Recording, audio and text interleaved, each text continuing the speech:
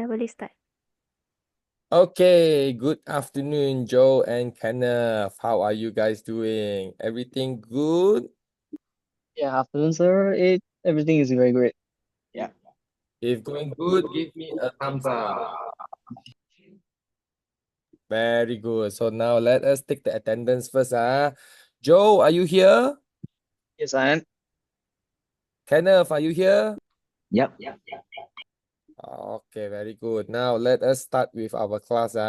So, ladies and gentlemen, today before we start, let us do some introduction to this course because this course is very important. As you all are very young, now we are at the 21st century at the age of AI or what we call artificial intelligence.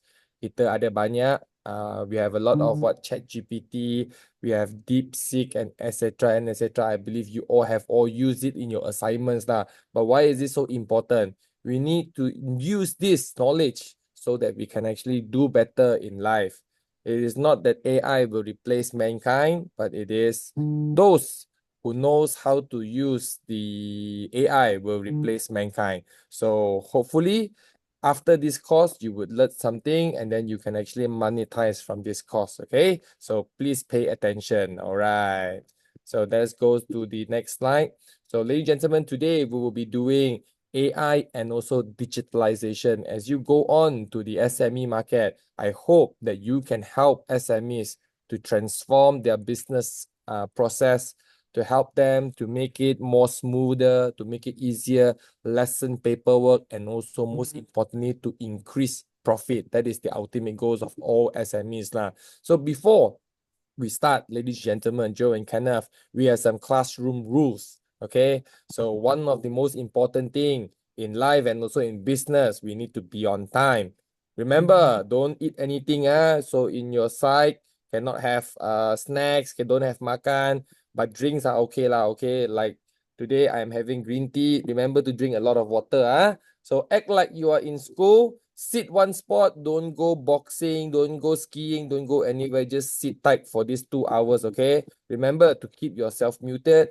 Before, if I don't ask you any questions, so please remember to keep yourself muted. Turn on your video. Please do not off your video. If you off your video, your attendance is not considered being taken. Okay. If you have any question, you can actually press the emoji, raise your hand, or you can just raise it like this. I have my video on so that I can see. Remember, listen well. If there is any lag or you cannot listen to my voice or the sound is breaking up, please do highlight to me so that you will actually get all the information, okay? Remember, no eating. Most importantly is we are all young. Have fun and do your best. If it's okay, give me a thumbs up, ladies and gentlemen. All right, awesome. Love you guys, man. So next one, let's go to the next one where we have some ice breaking. I believe, it's just after Chinese New Year. So Kenneth and Joe, take your time. Give us a short, like maybe 30-second, 1 minute introduction. What did you do? What is your major? What do you want to achieve? And then where do you come from to get to know you much better? Go. Right, then I will be going first. So, okay, my name is Kwan Vun Jo, but everyone just call me Joe. So you can just call me Joe as well. And thirdly, I'm studying in INTI Subang Jaya, and course is computer science. So basically, I'm just a kind of target. Like main goal is to focus on achieve as a software engineering, and I'm live in Seremban. So anything else? Why did you choose software engineering, Joe? Okay, so basically the reason I'm choosing software engineering is because I really like to code, and nowadays it's about digitalizations, right, and about artificial and intelligence, right? So I think for the future it will be a very good career for me, and also I also like this um courses as well. So that's the reason I'm taking this computer science or maybe software engineering. Wonderful, Joe. Wonderful. So one of the subjects that that is majorly being impacted by AI is software engineering because we have a lot of codes. Sometimes there are goblins, there are whatever the codes there is problem.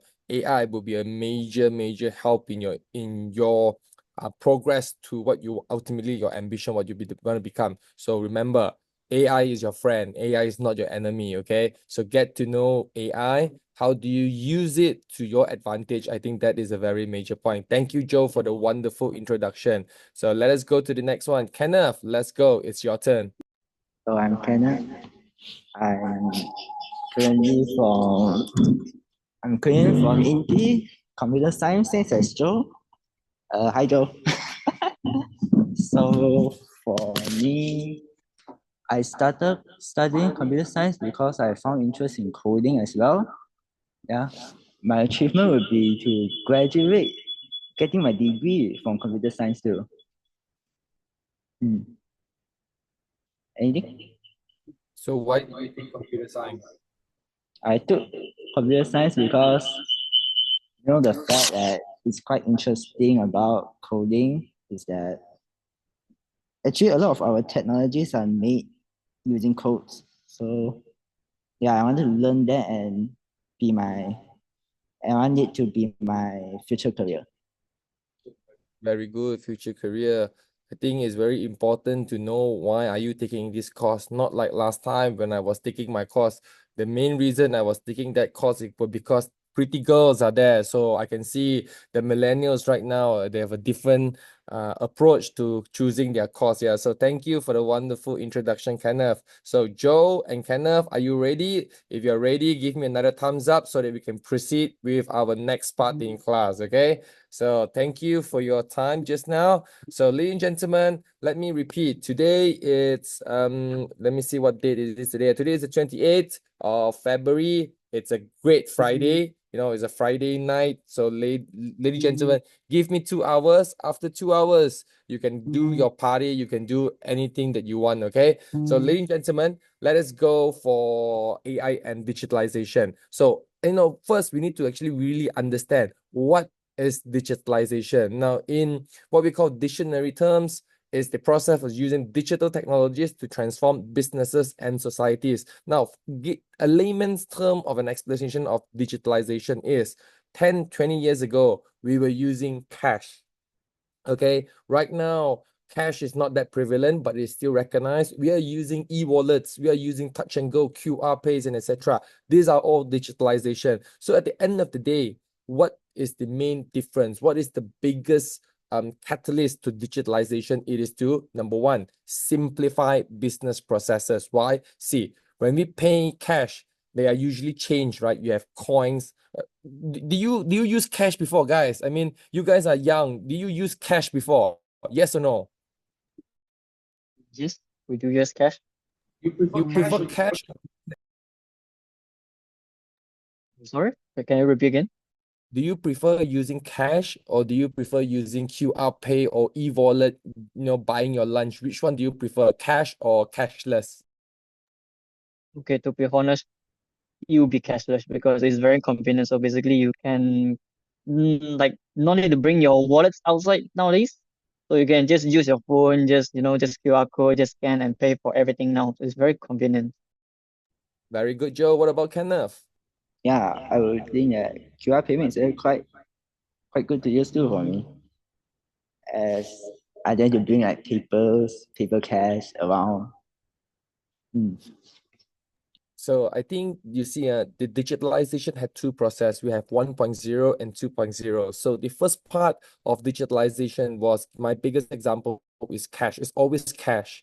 Cash has monetary terms, but then the disadvantage of cash, every time at the end of the day, you will have one big pack of coins in your pockets. Cling, cling, cling, cling. You have that coin. So the first digitalization was our credit cards and also debit cards, where we tap, we slot it into credit card machine. But that problem, that solution ultimately came to another problem, which is it incurs charges between 1% to 4%. So that's why e-wallets are born.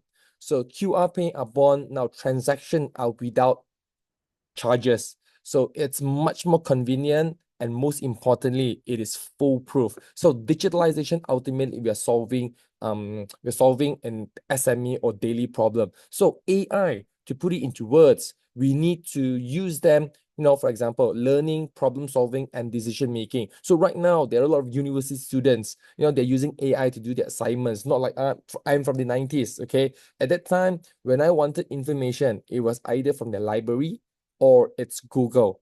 We did not have AI, we did not have ChatGPT, we did not have DeepSeek. But right now, you guys are in a marvelous generation where all the information, all of the AI power is in your computer, is in your laptop, okay? So it's good. So the ultimate purpose of AI, the key capability is we have machine learning. Now, they learn towards the repetition. For example, you use ChatGPT, the longer you use it, the smarter it gets. The longer you use it, the more they get to know you, and they can give you more direct answers, which is acceptable by you or which is more convenient for you. Number two is what we call NLP, natural language processing, okay? Or we say computer vision, deep learning, and etc. I will not go into the definitions, but I can give you a very good example. Okay, so for example, in cars, we have auto connection, we have Bluetooth, we have Apple Play, we have Android Auto. So did you realize that there is this feature when you go into the car, automatically it connects, automatically it plays your song, whether it's on Spotify, it's on your playlist, it's on your YouTube music. This is something called machine learning. This is something called it's automated. They are learning your processes. So, we have real world experiences, for example, voice assistant. We have Siri, hey Siri, hey Siri, don't move, okay? We have Alexa, we have AI in finance, we have AI in healthcare. So no matter what industry you're in, it is implementable for AI. Now, here is the challenge, Joe and Kenneth. We need to identify which part can we digitalize, which part can we use AI, because not everyone loves AI. So for example, if you implement AI in live chat, people might know it's not a real person. People might know that it is not natural. So they will actually avoid engaging in a live chat bot.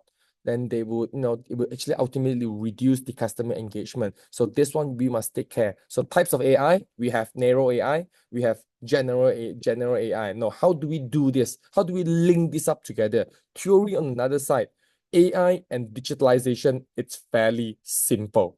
Why? AI, we can predict trends. AI can automate processes. AI can save you money. This is the three main point. Now, example, we as marketers, we as PR, we always have one big problem, which is we don't have enough content to move forward. We don't have enough manpower to edit videos or even give ideas. What should we look out for? So AI can actually tell you, how do you plan your quarterly reports? How do you plan your yearly reports? So for example, let me give you an example. This is what I did last year. So I have my own marketing company. My marketing company does marketing. Okay, so we need to identify which are the festive seasons. So for example, we have Chinese New Year, we have Hari Raya, we have Deepawali, we have Thaipusam, we have Christmas, we have Easter, and etc. So if we were to prepare for each and every festival, it might be too time consuming. So we ask AI to help us optimize this data based on our customer, which event should we focus on? And ultimately, we got three feedback. Number one is Christmas. Number two is Chinese New Year. Number three is Hari Raya. These three are the biggest monetization of our big data. So ultimately, we're using our own data. We are using AI to analyze it, and we have a final conclusion. This saves up a lot of work. Now, if you were to do this in like 30 years, 40 years back, you need to engage McKinsey. You need to engage in a consulting company where they actually give you, oh, you give me your data, you give me 2 months, I will do the whole market research and I'll do it for you. But then right now, AI is just like, pop. So please remember to do your AI and digitalization, okay? For example, like I said, chatbots are one example. Analytics is another example. So application of AI, it's across the board, okay? Other than labor, it can replace everything.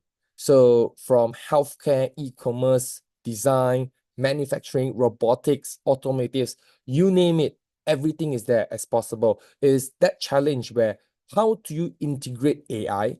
how do you integrate digitalization into that process? So for example, all processes can be digitalized. 100 years ago, when Henry Ford was making cars, it was all manual. We have manual welding, we have manual panels, we have manual pressing. But right now, it's all done robotics. Robots are taking over the world, but not in a negative sense. Everything is precise. There is less room for error. And most importantly, robots do not demand for bonuses. Robots will not make mistakes. And ultimately, robots, you can monitor them 24/7. So if you want to have any information, just open up your app, open up your website, open up your system, bam, everything is there. So until now, Joe and Kenneth, are you okay? If you're okay, give me another thumbs up. All right, okay, awesome. Okay, so in AI, I'll give you another example. So AI can be used in many industries. Like I said, we have healthcare, we have surgeries, we have medical checks, etc. Okay, but I give you another different examples. Okay, right now we have another case study where you guys have tongue, right? You must show me your tongue. Show me your tongue, okay. Now this AI is a little bit funny. Why? Because we have one of our students who did this. She was a medical practitioner in traditional Chinese medicine, where based on the health or status of your tongue, they can know what sickness do you have. I'm not sure it's pseudoscience or whatever, but that is the fact. Okay, there's a recognized doctor. So you need to go in front of a camera, stick out your tongue, take a picture, and bam, automatically you have a prescription for you. You need to make an appointment with the doctor. So you try to imagine how much time can you save. It's like you do not need to line up 100 people to do this. You just bam, is automated. Bam, is generating leads. Bam, is generating income for you. Why? This is what we call AI. So this is a rough implementation of AI where it is still at the first phase. So retail and e-commerce, I think, is a very major factor because SMEs, companies, they focus on what? They focus on money. They focus on revenue. They focus on profit. So it will ultimately go back into the question is, how do they monetize? How do they save money into their processes? So AI generally analyzes shopping behaviors. So right now, that's why 99 is starting to incorporate AI. When you go into a 99, when you go into KK Supermart, you would notice there is a camera. They're actually tracking, oh, this person's expression, this person's body language. What are they doing right now? Are they happy? Are they sad? If it's happy, what are they buying? If they're sad, what are they buying? What does men like, women like, children like? Everything is analytics. So next time when you step into KK Mart, you didn't give consent to get this information, but it is all recorded because you are in the premise. So Amazon AI, generating 35% of its total sales because of AI engagement, AI recommendation, because literally AI will know you better than yourself. They understand what do you want. They understand what do you need. Okay. So for example, if you have Joe and Kenneth, let me ask you, have you ever watched Netflix? Yes, I do. Yes, you do, right? So do you realize that there are recommendations? For example, you like to see anime. I know Kenneth and Joe are big fans of animes, right? No, it will recommend you a very similar what do you call genre or even patterns of animes to allow you to see. So for example, I like action-based animes. So recently, right now, the most famous one is, I think it's called Solo Leveling or something. It's a manhwa adaptation to anime. So after seeing that, there wasn't any more recommendation because why? Literally, there is no more recommendation for me because I've been seeing so many animes. So that there is a limitation to the AI. So it started to recommend action movies, that real life movies other than animes. Okay, so let us move on to our next PPT. Are you guys still able to see my PPT? Yes or no? Yes. Yes. Let us move to the next one. So this one in manufacturing, I think This one I think is precision manufacturing. This one I do not need to explain more. Just now I've already explained a lot why. It can replace procedures. It can replace manual labor. So for example, you have this bottle, okay? It requires a bottle. Bottle is already done, pre-made. You want to enter the liquid inside, the fluid, you want to lock the clamp. Everything can be robotized. Everything can be automated. And bam, it can operate 24/7. So literally, for traditional factories, they are open, I would say, 8 hours per day. If they want to hit OTs, they want to hit targets, they operate 16 hours a day on a 2-shift, 3-shift, 24 hours. But computers, they wouldn't make mistakes. There is no downtime, nothing. So that's why if you see there's a lot of manufacturing companies right now, automation is part of their key transformation. Why? I would say IR, Industry Revolution 4.0, especially in Malaysia, has already started. So it helps a lot in manufacturing. So Kenneth and Joe, when you go to your workplace as a software engineer, you need to understand one thing. Speak entrepreneur words. Speak from the perspective of the company. What can you monetize? What can you solve? It is not that, oh yeah, you can do this and you can. No. Understand the process. If possible, anything related to human process or even manual labor, change it into automation. And that is where your value comes in. Okay, if you're still okay, give me a thumbs up. Now, obviously, education, I don't think I need to explain to you. You guys are more expert than me in ChatGPT and DeepSeek, right? So AI, what do we learn? We want to learn what? For example, Duolingo. Have you ever heard of Duolingo? Yes or no? Duolingo. Yes. Have you ever used Duolingo? Yes. Have you successfully finished one course on Duolingo? No. We are in the same boat. I tried to learn Japanese using that app. It doesn't work. Because why? For me, it is not that it doesn't work. It doesn't have that incentive for me to finish that course. It is a good initiative, okay? Whenever we have that one, we went to Japan, konnichiwa, konbawa, sugoi, all those basic words, no problem. But then when you go into conversational learning, that is a totally different story. So I don't think it's there yet, but it's a good start. So next time, okay, when we go for SPM, PMR exams, I don't think there will be a manual checking anymore. You just slot in your paper, everything is automated, zero error, zero mistakes. Most importantly, it wouldn't get tired, okay? So next time, it could be, I'm not the one teaching anymore, okay? Next one, you could see like a robot telling you, Joe, Kenneth, I know yesterday what you did at night. I can recommend automation for you. Oh, that is quite scary, okay? Because why? It will come that day. One day, humans wouldn't be teaching.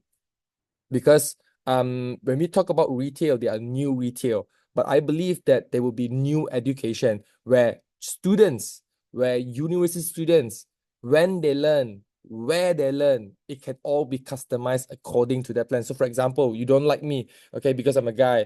Like for example, Joe likes anime, Joe likes like pretty girls, okay? So the one teaching would be your idol. Hi Joe, are you okay? So that is all on the virtual classroom and etc. Okay, so I would not move into that too much. Entertainment media, we have so much fake news right now because why? Everything generated by AI. Now here is the biggest problem. Now if you notice, how do we recognize fake and real? Now, this is something that AI still cannot achieve, which is the little details. Okay, so Joe and Kenneth, if you have seen fake videos, for example, a beautiful lady showing off her bosom, showing off whatever it is, focus on her fingers, focus on the hair, focus on the toes, because why? AI's limitation is on details. Major, no problem. Details, not so much. So even sometimes if you use ChatGPT and DeepSeek, you would realize that sometimes the small details are wrong.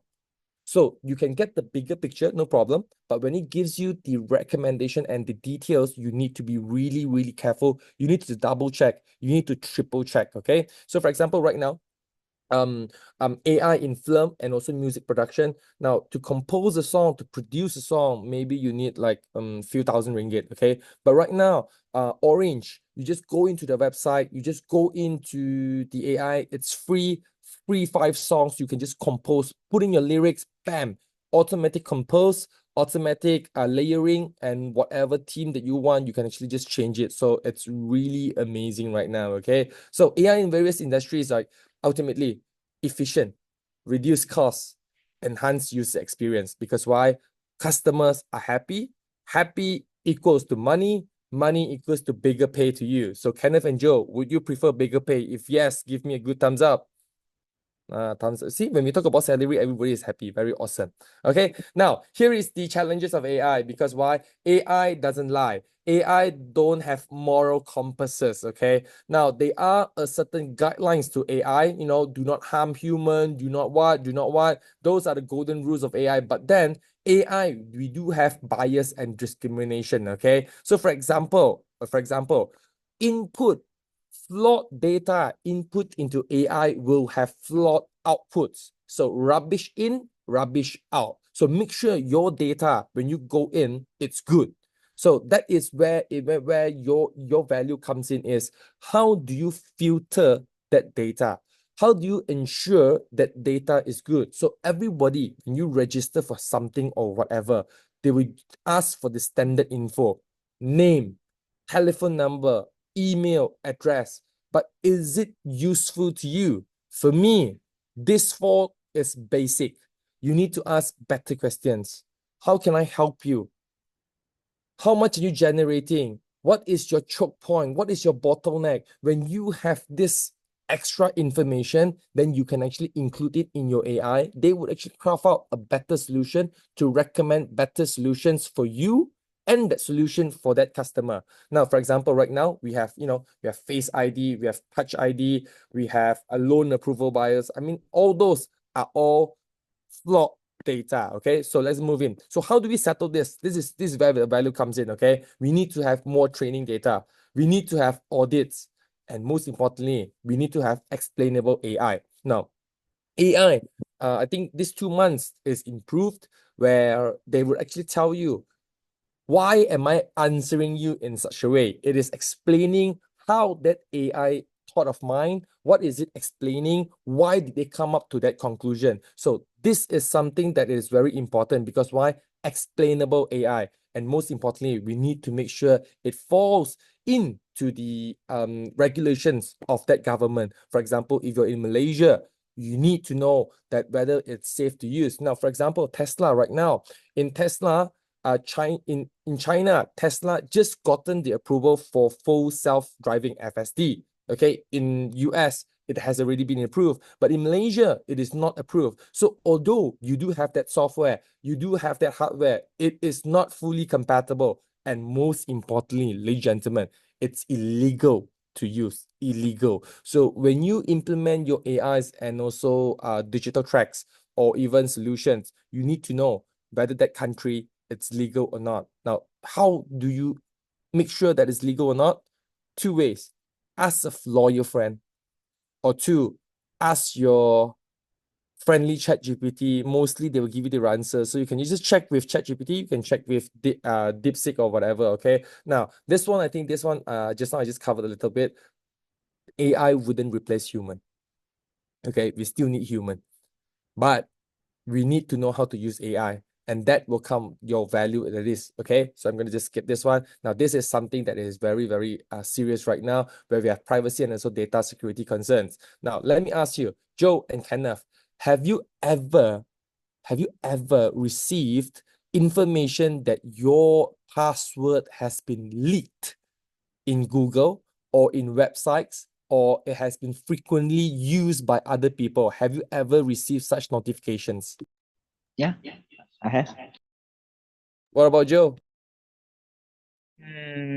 About leaks, I do not have received that, but we do get some warning regarding someone else is like trying to log into your account or something like that.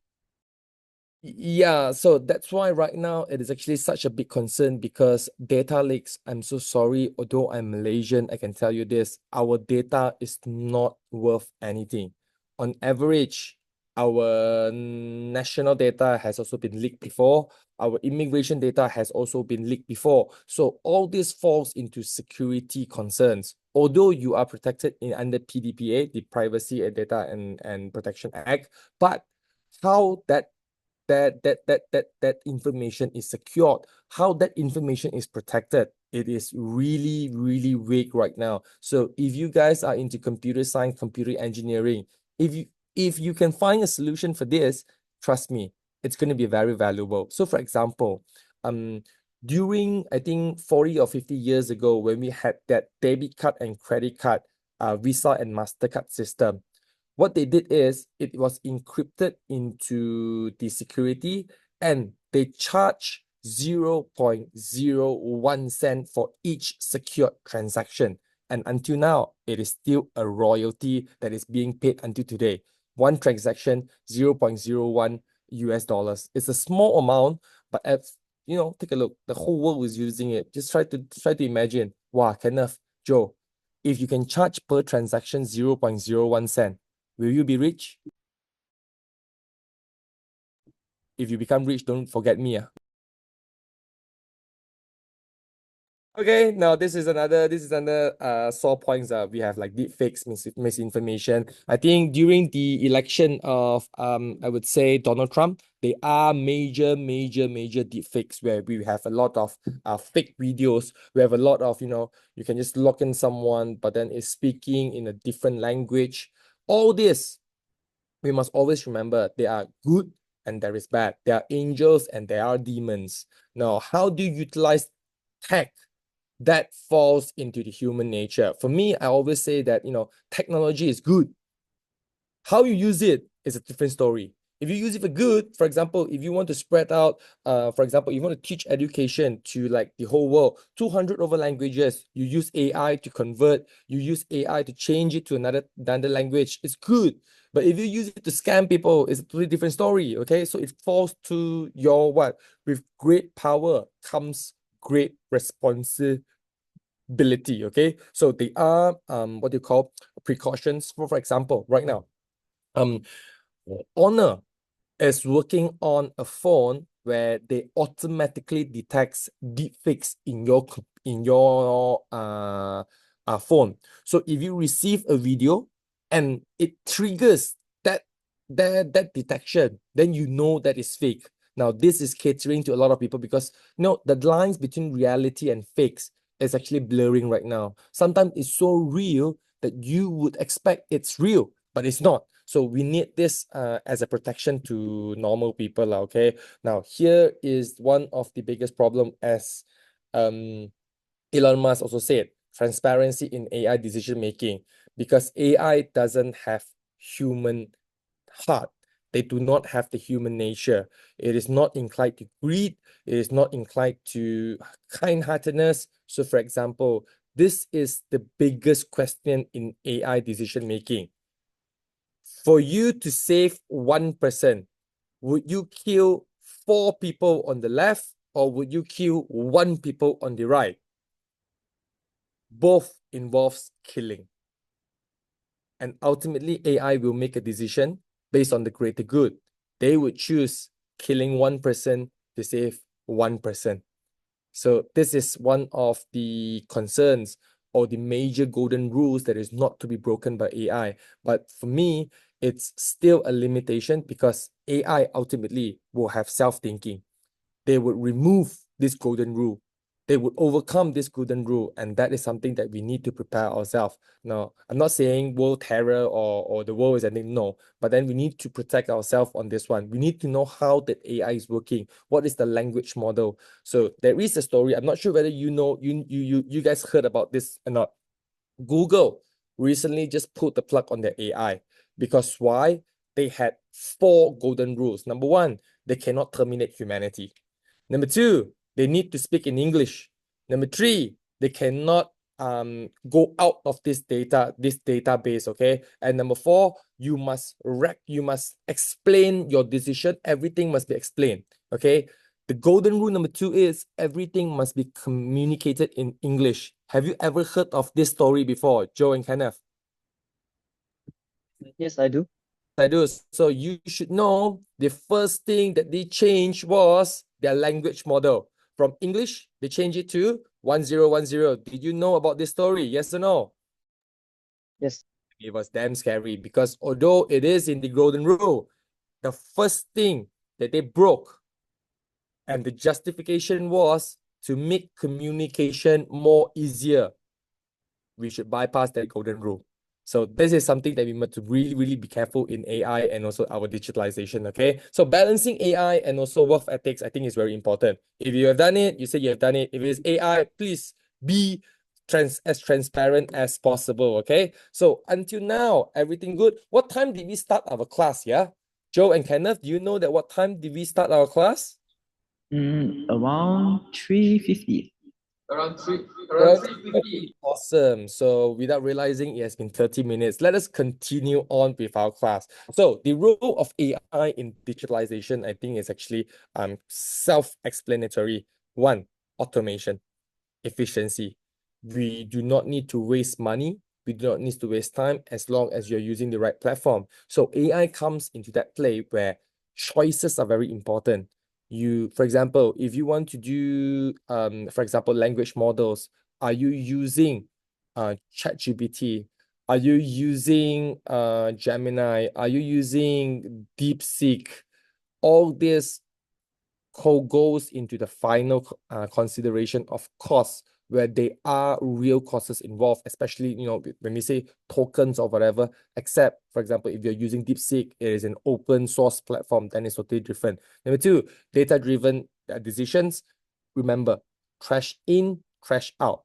Good quality in, good quality out. Your data determines that input. Number three, enhances customer experience because 24 online support. Number four, we have smart infrastructure, IoT, we have smart cities, integrated system, everything is here. So for example, right now, just implemented, I think last month, where we have the personal identification biometric on Binance. So if you do play crypto, if you do invest in crypto, last time they need to enter a 2FA authentication method where we have a password and we have a code where you can decide whether it goes to your email, it goes to your phone via WhatsApp or even SMS. But right now, they have actually started a new authentication point where you just use your biometrics. If your computer or if your ecosystem permits. So for example, for me on Binance, I use my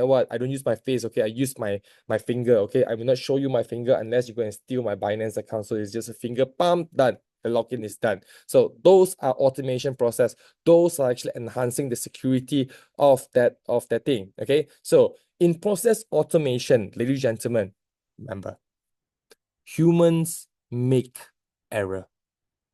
Humans, as we work, our efficiency will go down. We'll be less accurate. That is human nature. Because why? As we age, as we get bored, as we are arguing with our other half, we do have emotions flaring up. So in order to do this, automation is one of the best way to replace this. Although it's painful, but it's a needed process. Okay, so we need to have AI in smart decision making. Now let me give you an example. In crisis solving, usually we have a PR specialist or whatever, but right now I think for me, it is easily replaceable in terms that you go to ChatGPT, you just key in. Now Joe and Kenneth, you guys are Chinese, right? Now let me ask you, do you believe in feng shui? Yeah, I do. What about you, Joe? Yes, I do. Okay, there is no specific answers to this, okay? Now, if you do believe in feng shui, you do not need to hire a feng shui master anymore. Okay, if you don't believe me, now later on, let us do an example. We can actually open up any generative AI. We can have any, for example, ChatGPT or even DeepSeek. Key in your info. So tell them, I want to know what's my luck for this year, and give me recommendations on how to make the best of this year. So they are then, according to 八字 according to whatever theory that you want to use or feng shui. Literally, they will tell you everything. They will request for more data, okay? They request for your birthday, your date of birth, your horoscope, or even your whatever. You just give it to them, bam. Not even 1 minute, everything is there. So the first job of I think will be more scary. It is for feng shui masters. Okay, so that's why smart decision making is very important. So you're making an informed choice. So did you know there was this capabilities, Joe and Kenneth, or it is something new to you? Yeah, it's something new to me. You see, in my class, although it's in Zoom, you will learn something new. That is my promise to you. Okay, now let us go to the next one. Okay, AI boosting productivity. I think it's self-explanatory. Okay, so ChatGPT right now we have a new language model, which is we have scheduled tasks. Now, scheduled tasks. Why is it so important? It is also in that automation. So we are talking about work-life balance. Now, 20 years, 30 years ago, we were working from 9 to 5, bam, done. But right now, actually not. We are working from literally 12 to 12. We don't have any rest day because why? We have always to be on standby. So scheduling comes in very important because we can schedule posts, we can schedule work processes, we can schedule workflows, we can schedule tasks. So it's gonna be easy to move on and plan your day. So for example, it could be you are working in the morning. You are working from 9 to 10. That's it. 9 to 10 done. Because why? You have already scheduled everything for the rest of your day. Everything is automated. So for example, let me give you an example on how it boosts productivity. Now, when we talk about invoices, when we talk about buying something, for example, Switch, Apple's biggest distributor in Malaysia, okay, they do not have a physical receipt other than the what you call, if you use credit card, if you use touch and go, they have that physical receipt for you, but it's not that official receipt from Switch. So what they do is they key in that sales, they scan the barcode, they scan that QR, it goes into the system, the invoice is printed out without any more what you call manual interference from their finance or accounts. Everything, bam, key in the email, done. Everything is finished. So last time, when we open invoices, we need to write, we need to key into finance, we need to issue an official receipt, a performa invoice. Everything is automated right now. So this is all automation. This really actually solves complications or even saves your time, a lot of time on this one now. Okay, customer experience, I will not touch on this because literally, who is not using AI? Even my dad, who's like 67 years old, he is also using AI. So, ladies and gentlemen, when we go for benefits of AI, we must always understand what are the pros and cons of AI in digitalization. Number one, it increases productivity. It leads to better decision making. It leads to cost reduction. Now, for SMEs, productivity increase, very good, increase income. Better decision making, depending on what is the problem or what is the solution provided. Number three, cost reduction. When we have increased income, decreased cost, this is the biggest, the biggest yes for SMEs or even bosses. Who doesn't like more profits? Okay. Now, productivity can be increased by automating repetitive tasks. Like, for example, if we need to make Facebook posts every day, contents are limited, we can use AI. We can actually track what trends are trending right now. For example, Google Trends, for example, TikTok trends. What are topics that the market is raving about? What are the songs? What are the booming topics that is actually famous right now? You can use that to automate your task every day. Reduces human error. No more typos. No more silly errors, no more silly mistakes, because why? Everything is proofreaded according to the standard that you set.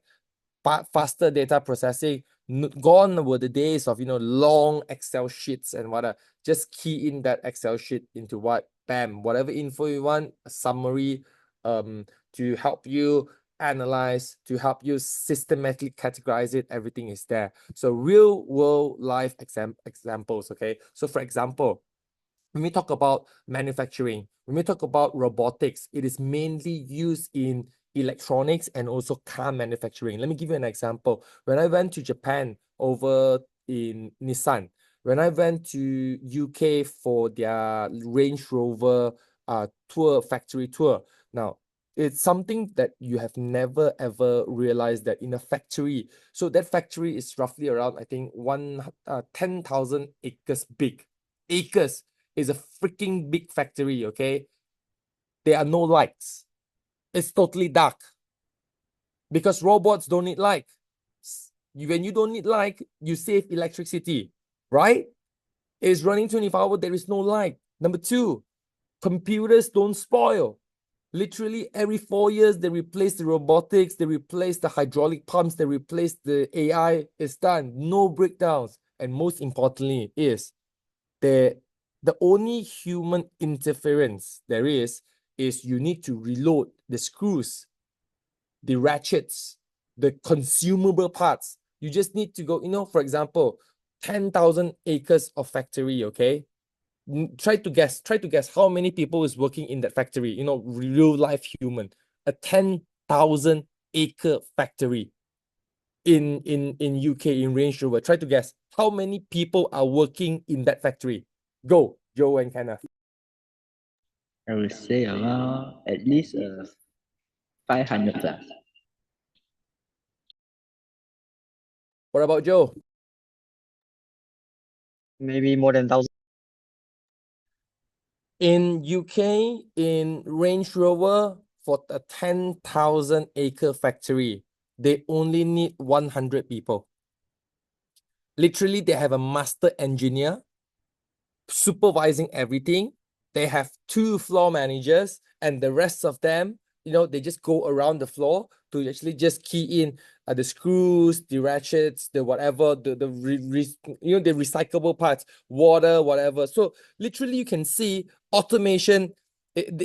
Some people might debate on they are stealing jobs. But if you are the entrepreneur, if you are the business, would you prefer 24/7 working without lights, cost reduction? Or would you deal with, unions, etc.? It's a big debate. I'm not going into debate. I'm just talking about AI and also digitalization, okay? So that one, maybe next time we can actually have another live debate or whatever, okay? So next one, we're going to go into better decision making and also faster decision making where we have the right information. We can analyze data worldwide or even Malaysia. Just key in. So this is something that it's a skill where it's learnable. Where do you mine your info? Now, the biggest novice in ChatGPT, the usage of ChatGPT is like this, where you just ask a question, what are the best ways to market my product in whatever, okay? But when you don't specify what audience that you want, so for example, your customer demographic, what do you aim to hit? How do you want to do it? Over what period of time? When you don't have quality prompts, you will not have quality answers. So not everybody knows how to use ChatGPT, but relax. Later on, as we go on to the end or the demonstration of how to use ChatGPT, then I'll teach you and I'll share more to you with Kenneth and Joe, okay? Everything's still okay? If okay, give me an okay. I see you guys still alive, okay? Everybody's still alive. Awesome. Now let's go to the next one. Reduce labor costs, energy, like I said, optimize energy consumption. It's not optimizing, ladies and gentlemen. It's literally reducing light consumption. Because why? One of the biggest overhead in manufacturing is electricity costs. Let me just share with you another cost that can be saved. It might be funny, but it is fact. You reduce on water consumption, toilet maintenance. Robots don't go for toilet breaks. Robots don't eat. Robots don't need sofas. Robots don't need gyms. Robots don't need reskilling. So that are all major costs. That are all major savings into the company's profit. So that is something to consider. So let me ask you, how long can you go without sleep? How long can you go without any toilet break? How long can you go without any lunch? 1 day maybe, 2 days maybe. Robots don't eat, man. So that's why, it's a good solution. I'm not advocating that we are supposed to be replaced by robots. No. But we must know what are the benefits and we can actually use it to our best advantage. Okay? So this is the concern that I actually told you just now, cybersecurity and fraud detection. It's a big, big market. So Kenneth and Joe, you guys are in the software engineer, computer engineering. Security is going to be major. John McPhee, you ever heard of John McPhee, this name? The security, the antivirus, John McPhee. Okay, he made his first multi-million by selling security solutions. And who was the biggest hacker that time? It was himself. So if you know there is a problem, solve it and sell that solution. That is going to be a major, major driving point for you guys, okay? So now, digitalization, one of the biggest factor that we want to go for it is, paperless, whatever. But then ultimately, it's AI. How do we fasten the process? How do we reduce the cost? So for example, AI, paperwork is removing a lot of them. We can actually pull out data that we want. We can actually clean up the data. And most importantly, we need to understand is how do we balance out with human integration and also on the human nature, okay? Now, it's not just all rainbows, it's not just all good news about AI and also digitalization. There are certain challenges. Okay, there are certain challenges, but here I want to share with you what are the solutions, what that we can do, or what can we look upon in order to solve this problem. Okay, now AI, digitalization, although it sounds good, robotics sounds good, awesome, everything is good, but there are costs involved. So human labor, you just for example, you pay minimum wage, 10 ringgit, just go in there, work, bam, done. 8 hours, 80 ringgit, that's all. A computer with hydraulics and all the automation, precision, it costs millions and millions and millions. So one of the biggest challenges is when we want to implement AI and also automation, it costs definitely a lot. But bear with me, we need to calculate the return on investment.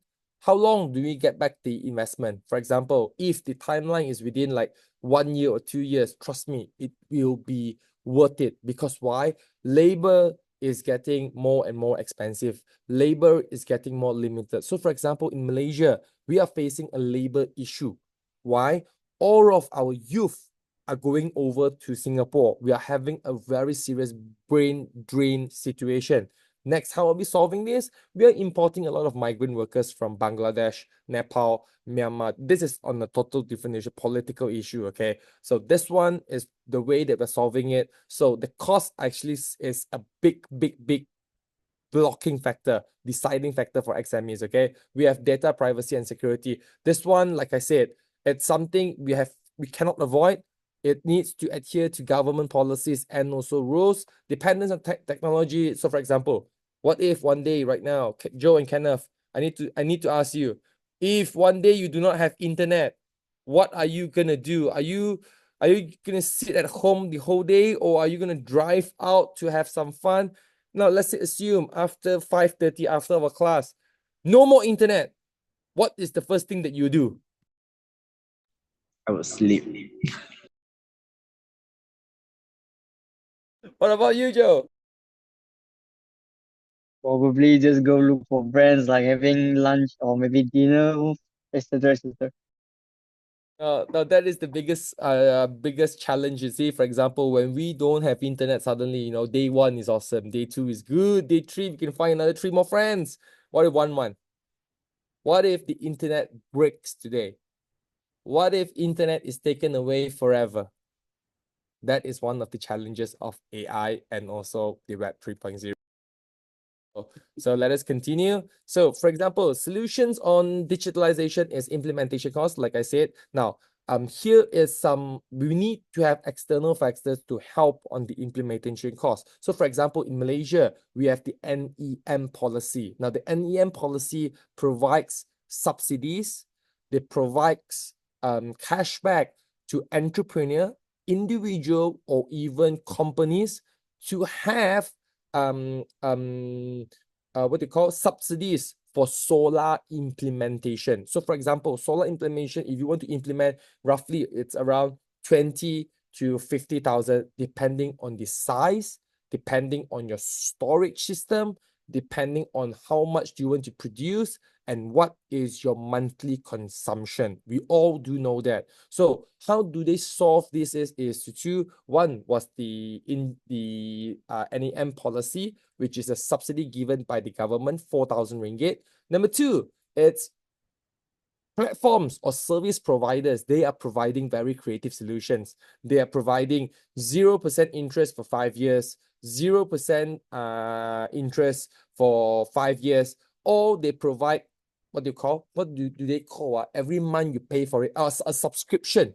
Yeah, a subscription that you pay for every month. So these are the innovative solutions that they have for digitalization. Number two, strong cybersecurity. Number three is, I think we cannot run from AI.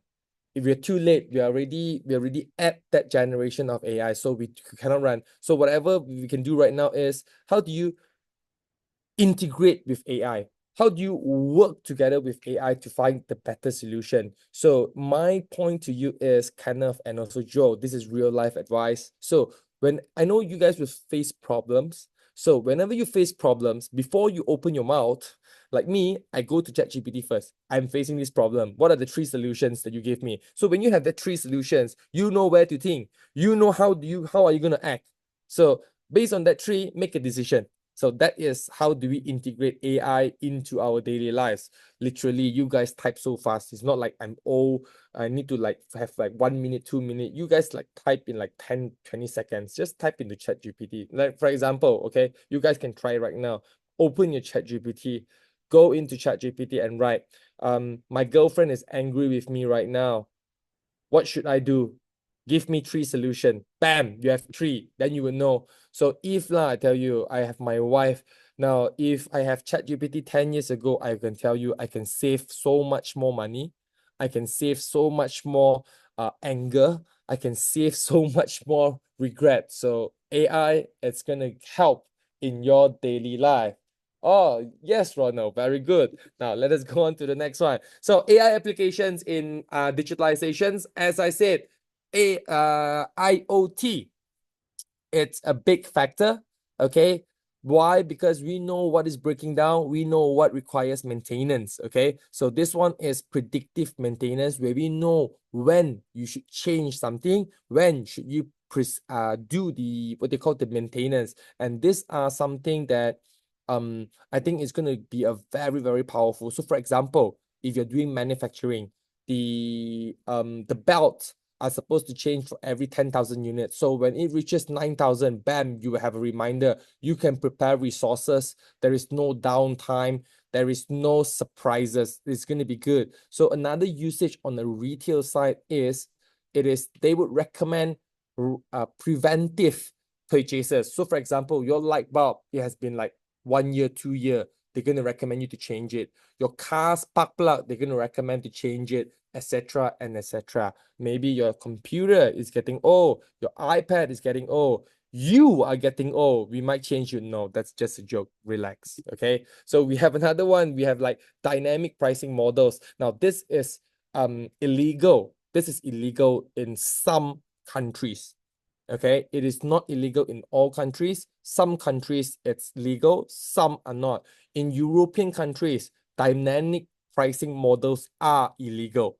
In Malaysia boleh, everything is good. So there is no illegality in it. So for example, AirAsia, okay, we have bought tickets from AirAsia before, okay? As more and more people buy tickets from that website, it goes up, up, up, up, up. These are all called dynamic pricings. Now, in the EU, according to the rule, that one court says that dynamic pricing are called predatory pricing. So hence, it was illegal. But in Malaysia, welcome, we're still not illegal yet. So if you do have, you can actually encourage your boss to implement a dynamic pricing products. I hope not lah, okay? Remember to give me discounts, okay? Next one, we have the customer service optimization. Like right now, MK Curtain, a traditional retail business, they have an AI chatbot where it's operational 24/7. Whatever info that you want, whatever time that you want, you can do it. Next one, automatic grading system. Universities are starting to do this.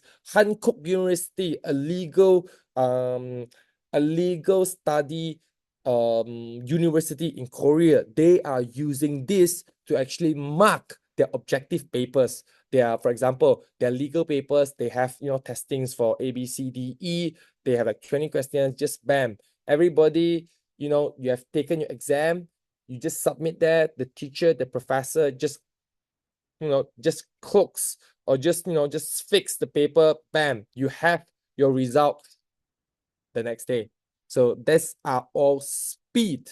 These are all efficiency. So AI in business and operations, paperwork. So for example, invoices, we have like terms and conditions, we have legal documents, we have call sack documents. So all this can be automated. Even e-signs are recognized in Malaysia depending on what document it is. So it falls into your responsibility, Kenneth and Joe, to know what can be done, what cannot be done. So don't just take, for example, don't just copy and paste in an example. What can be used in Malaysia can be used in US or can be used in EU.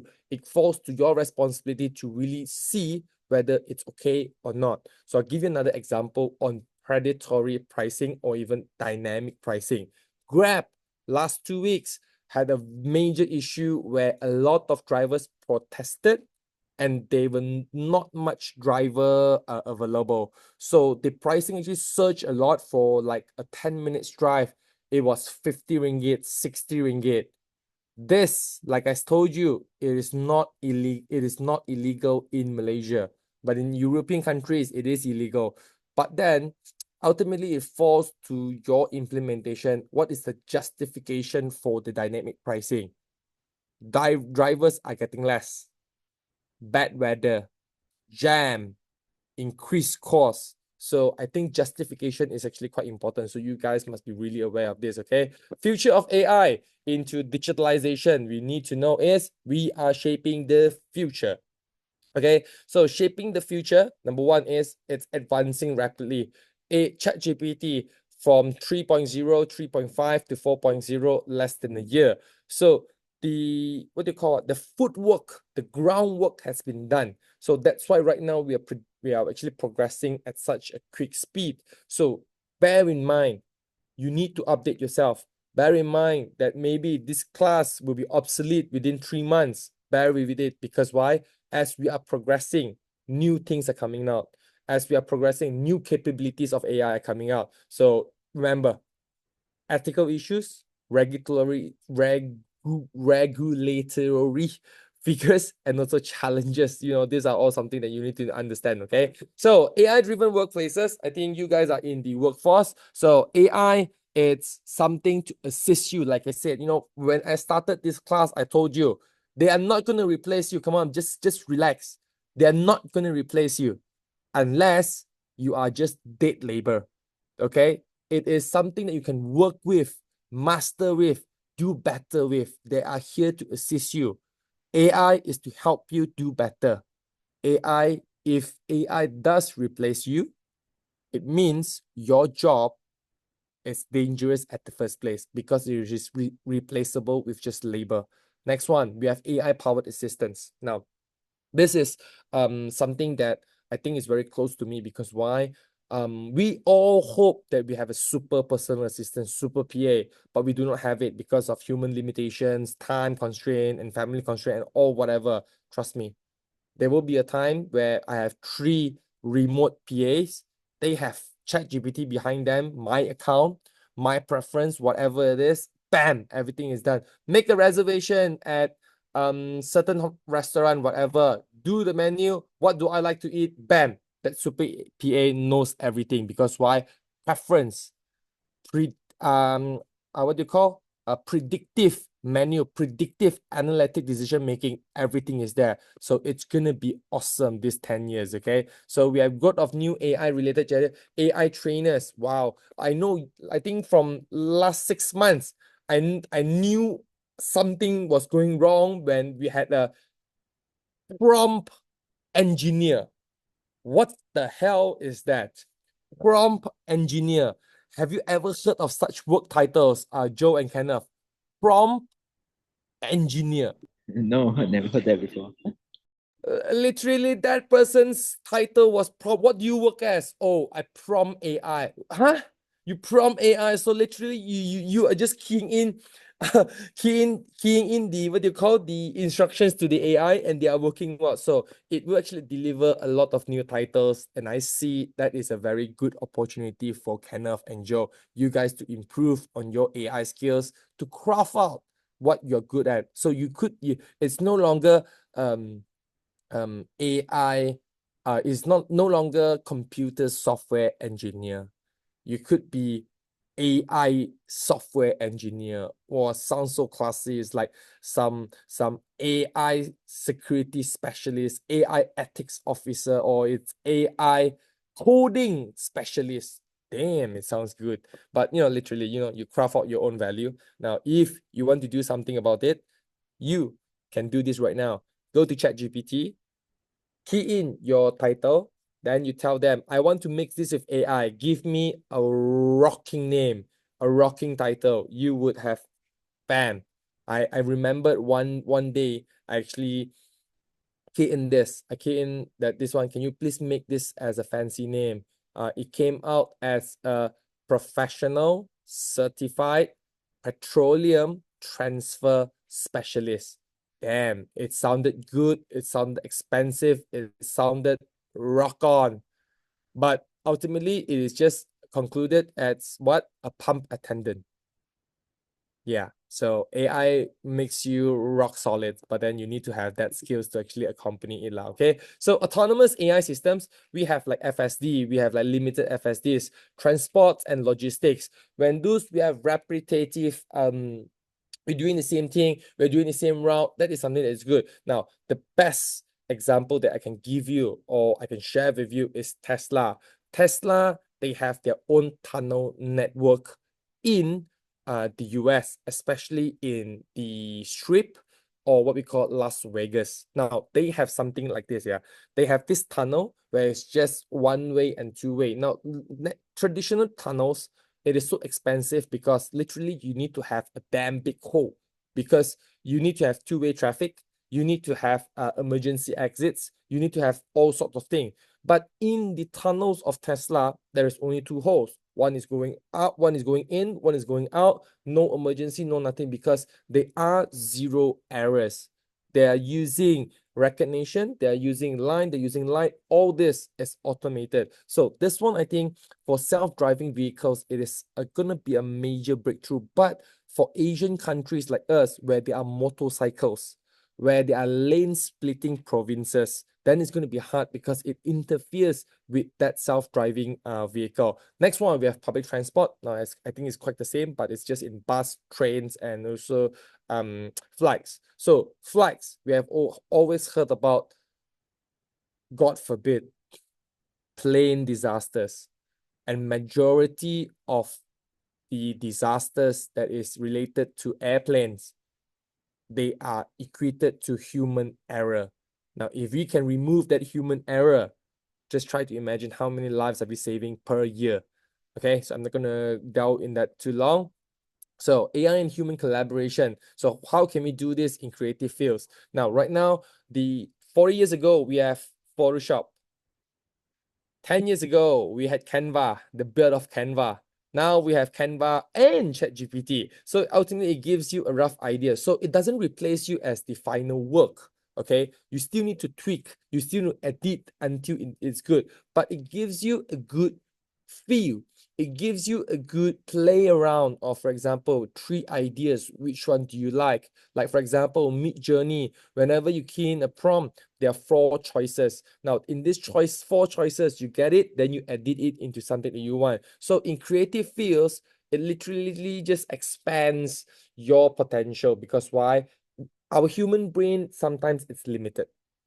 1 + 1 = 1. But for example, in AI, they can actually program 4 different teams, 4 different look. Bam, it's there. then you work on it. So this is on creative fields. Next one, writing and content creation. You want something happy.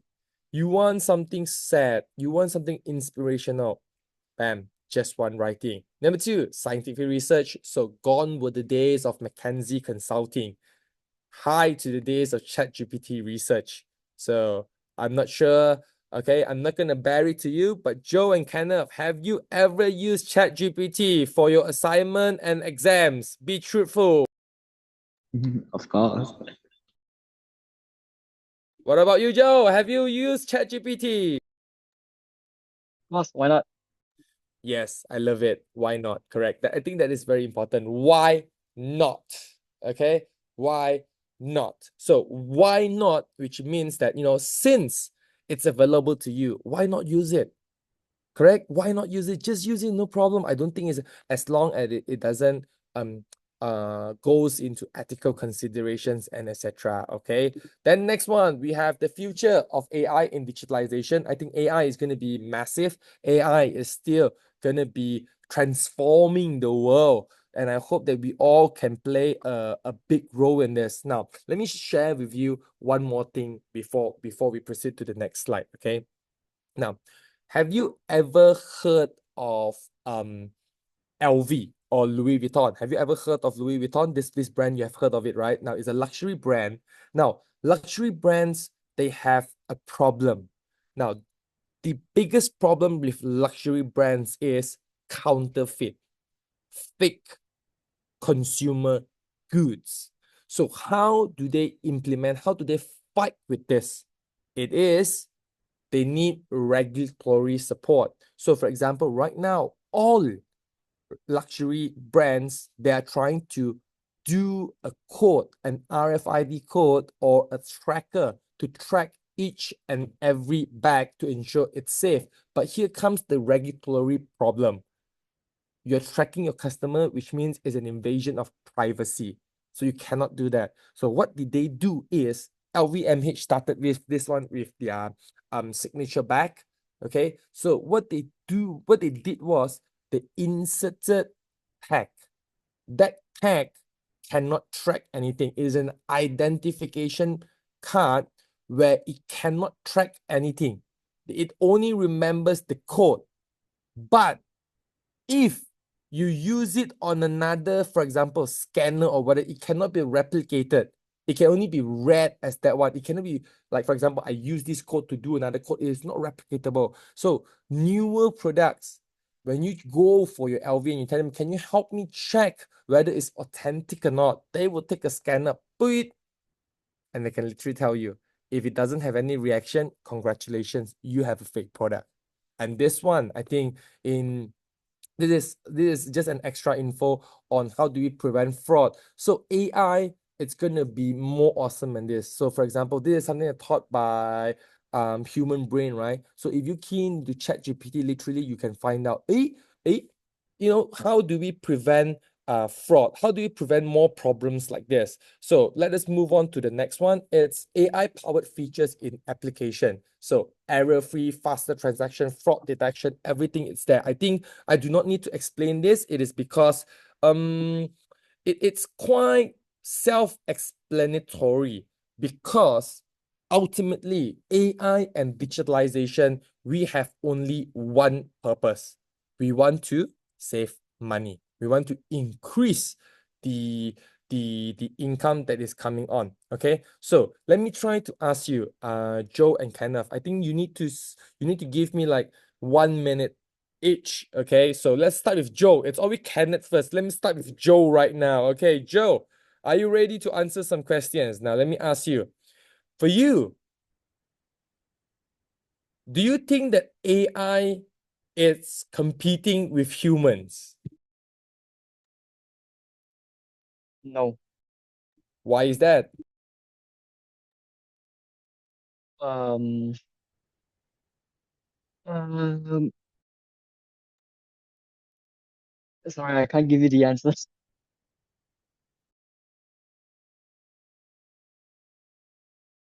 Let me just unmute myself. Okay, it's okay. Okay, like I said, We are not competing with AI because we are complementing AI. We are working together with AI to form a better what, okay? So let me just share with you another business idea where we can, before I ask you another round of questions. So be prepared. I'm going to ask you questions, okay? So this one, I think it's digitalization, something that it really falls into HR. It falls into a very big security post risk or even potential risk legal action, which is, you know, attendance taking. Literally clock in, clock out. It's a simple thing. Traditionally, we have been doing it, for example, paper, clock in machine, clock out, done. And but there are cases of fraud where people are helping you to clock in, people are helping you to clock out, or you forgot to clock out, you want to claim OT. That comes into digitalizing attendance taking. How? By your phone, by QR codes. That also has the potential of fraud or whatever. So how do they do it right now? It is what we call geofencing attendance taking. So I think, are you guys familiar with that? Yeah, familiar with that? No, not really. One is not really, one familiar. Okay, let me just share with you, okay? If you are familiar with it, just bear with me right now, okay? So for example, right now, if you have a geofence location tracking, which is, for example, today you check in, you do not need to clock in. They recognize your phone. It's go in, it's automatically check in. So if you go out from your company, it will recognize a clock out. So if you go out for lunch, bam, then you come in again, you go to the toilet, you go to whatever, everything is locked in. So just try to imagine, will the company know where are you spending your time with? Are you working? Are you choosing? Or are you like just wasting time in the toilet? Everything they will know. So these are all, privacy concerns of attendance taking. But ultimately, I don't think we can avoid this because the day will come where everything is automated. Just try to imagine right now, when you open up your computer, do you use Touch ID or do you key in your password? What do you guys do? How do you log into your computer? I'm using Touch ID. Touch ID. What about For me, I key in my password. Okay, so why are you keying your password? Is because you lack that feature of Touch ID, you lack that feature of facial recognition, or is because you like to key in your password? For me, it's kind of lack of, yeah, like you mentioned, lack of the key, lack of the fingerprint, those stuff. Okay, so it's because the lack of the hardware. So for example, if there is that feature in your computer, in your laptop, will you use it? Of course. Yeah, I think it's normal, right? So I think this is something that we cannot avoid. It will happen sooner or later if the hardware permits. Now, here is the biggest challenge of AI and digitalization. Now, I hope that I do not scare you all, but we will become dumber and dumber. Because why? I'm not sure whether you remember your password. Some yes, some no, but there is a feature that is not new, but it has been around for like 10, 20 years, which is the computer remembers the password for you. And every time you log in, do you want to use this password? Bam, yes, yes, yes, yes, yes, yes, yes, yes, yes. Everything is done for you. For example, if you don't believe me, do you know what is the password of your Instagram account? Do you remember? Instagram. Actually, I do remember, but that would be very convenient if I use that system. So we must be aware. Facebook, we don't have this problem, but Instagram, because Instagram, they have a lot of a feature for you to remember your password. So if you do decide to use a new device for Instagram, they'll ask you to key in your password. And based on my experience, 80% of people cannot remember their password on Instagram. They need to go on to the forget password. So this is something that is gonna go into future developments or even threats where we will lose our focus on this. All right. So, ladies and gentlemen, right now until now, are you guys okay? Everything okay? If okay, give me a thumbs up. Awesome. Now let us go into, we need to know how AI understand user behavior. How do we analyze where are you clicking? Where are you seeing? So for example, as you know, I'm speaking based, we are all adults here. For example, you see a pretty girl, where do you focus on first? You see men, where do you focus on first? This all goes back to user behavior analytics. So for example, okay, for example, a lady, when you see a picture of a lady, would you be seeing the face? Would you be seeing the shoulder line? Will you be seeing somewhere else? Okay, these are all the things that we need to know. So that's why analytic, it's so important for us to focus on. Okay, so ladies and gentlemen, one moment. Okay, so next one, we have this predictive analytics, which is we need to forecast what is the demand. So for example, stock taking, or what we call a right on time supply management. It is, we want to know how much sales should we predict, how much raw material should we prepare, how much how much apparels should we prepare. Because why? They will know, they will take account into one, trends. Two, what is the demographic around us? Number three, how is your cash flow? When everything is taken into consideration, then they will have a new analytic for you where you can actually just follow. Number three is behavioral AI models. Now, this is something that it's plaguing AIs right now. It's all recognition, all recommendation of AI is based on history. They are forecasting the future. So literally, if you ask AI, what are the 4 numbers, 4Ds that is going to come out next week, they don't have an answer for you. All they can do is just analyze past results, and they give you a best case analysis basis. So this one is something that we need to know the limitations of AI. Okay. Now, let us go for next one. Data analytics for business growth. It is, we need to have real-time analytics and insights. Now, a lot of people who use data, who use big data analysis, etc., they are using them like 10 years ago, 20 years ago, 30 years ago. They're not using real-time data. Customer behavior is changing so much, so quickly that we do not have time. So for example, let me just share with you Tesla. Tesla have a new car called Tesla Model Y Juniper. Now, Juniper is scheduled to come out May, the whole world, May. But the announcement was made in November. So November, the hype was there. Do you know how fast the test models got into the showrooms? In December, in US, for US, Canada, and the North America market, December it's there. For the Asian market, March, early of March is there. So it's how quick can you get your products, your services to the market. These are all into AI-powered market predictions. Okay. Next one, we have user retention and also churn prediction. Now, ladies and gentlemen, this is something that I need to be very serious with you. Okay. Remember, you have spent so much money to acquire one customer. You have spent marketing fee, you have spent sample fees, you have spent advertising fees, etc. and etc. and etc. If you just sell them one product or one service, then it's going to be a waste of money. Try to find ways or business models or subscription models to get monthly, to get yearly, and most importantly, to sell to their descendants or whatever, their family or whatever. This will actually increase your income. Because why?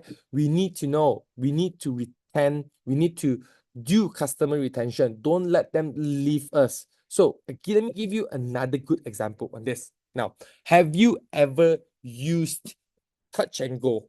Have you ever used Grab? You have used before, right? Grab. If you have used Touch and Go, give me your right hand. If you have used Grab, give me your left hand. Okay, both good. Okay, awesome. All right, both good, awesome. Good response. Now, if you see Grab and Touch and Go, these two platforms are major platforms in Malaysia. Okay, Grab didn't start in Malaysia. Grab didn't have an innovative business model. So did Touch and Go. It was not innovative. It was just taking inspiration from another country back to Malaysia, rebranded into a different brand. That is number one. Number two is Grab uses AI to know what is your most used application. So they will have the recommendation on top. Where we have Touch and Go, we have the same feature. So you see, features like AI can be incorporated into the app where both benefits. So this is all like for business growth lah, okay? So lastly, we have why AI is an essential application, okay? Now, please remember this. AI is not our competitor. Okay, do not think this. Do not push away AI because you're not familiar with it. Do not push away AI because you are worried that it will replace you. No, it is something to help you. It is something to improve your efficiency. And most importantly, it gives you better decision making because it gives you data-driven insights based on real-time data, real-time demand. Next one, we have scalability and innovation. Now, if you really want to grow, or if you want to improve yourself, personal development, company development, even team development, you can actually use AI to do everything. So let me give you a brief conclusion on this, okay? A brief conclusion before I move into my demonstration and also our Q&A session. So AI and digitalization are revolutionizing our industry, improving efficiency and innovation. Businesses must adopt AI responsibly, balancing the benefit with ethical concerns. Now, future of AI will literally shape how we work, live, and interact with technology. Now, ladies and gentlemen, before I move into the next topic, okay, before I move into the next topic, I want to share something with you very, very nicely, okay? Now, I believe that a lot of people right now, they use websites or even computers, laptops to surf the web. Okay, now here is the biggest trend. Right now, we have what we call millennials. Before millennials, we have the, what do you call, before the millennials is 90s, 80s. Now we have Gen Z. So after Gen Z, the year of 2010, it was the official start of Generation Alpha. Okay, Alpha don't use computer. So if you're using AI, please remember integration into different platforms is important. Get to know what is Generation Alpha, Beta, and Charlie. This will be the major different generation that is going to come. Okay, so ladies and gentlemen, remember, AI is your friend. No, like the movie Finding Nemo. Fish are friend, not food.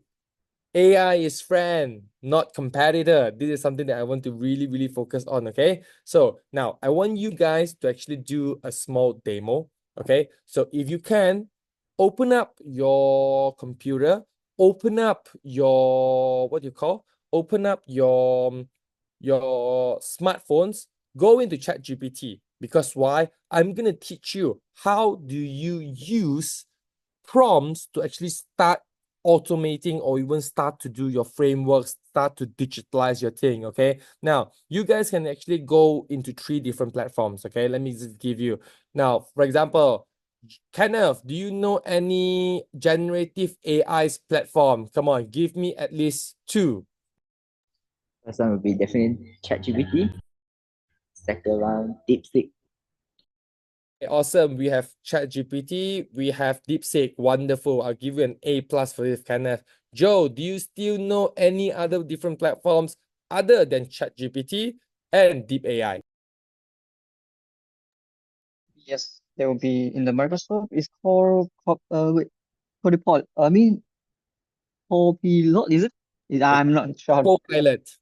Okay, it's Copilot. Okay, awesome. It's Copilot. Now we do have actually many different generative AIs. We do have Gemini. We do have we have we have a lot of different AIs, okay? But today, what I want to focus on is actually three, where the most used ones are ChatGPT, obviously. Number two, Deep AI, but not Deep AI, sorry, a DeepSeek AI from China. Now, bearing all security concerns aside, I would like to actually show what are the major differences between these two platforms. Next one, if you do use Microsoft, if you do use Windows, Copilot is a good friend of yours. Copilot, yeah. Although it's quite expensive. Now, yearly subscription is roughly around 700 over ringgit, but it's a very good integration into the ecosystem of Microsoft. Because why? It can actually help you to do PPT, image, editing, analysis, scheduling, whatever, everything is in Copilot. So I think that is a very major selling point. But if you're using Mac OS, if you're using Apple, if you're using Linux, if you're using other than Windows or even Microsoft apps, you can actually go to DeepSeek or even ChatGPT or even whatever platform that you like. Okay, because why? Essentially, I think for me, it's quite the same. It's just the preference. So remember, use big names, for example, ChatGPT or even DeepSeek. I think is good enough. So number one, do you have your computer or do you have your phone with you, ladies and gentlemen? If you have, give me a thumbs up.